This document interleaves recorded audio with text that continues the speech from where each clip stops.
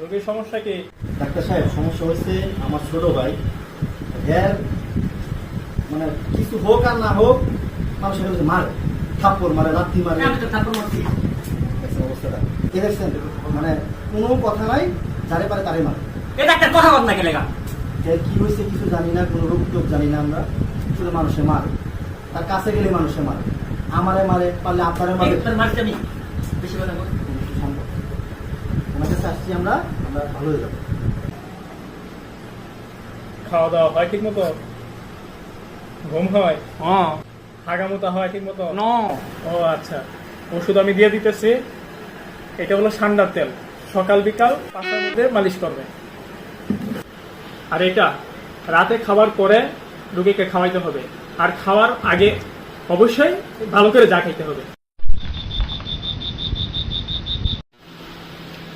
ভাই আমি তো একটু ওষুধটা খাওয়াই দিই ভাই। আমার আগে তো বলছিল ভালো করে ঝাঁকাইতে, ঝাঁকাই নেই হচ্ছে বলে খারাপ।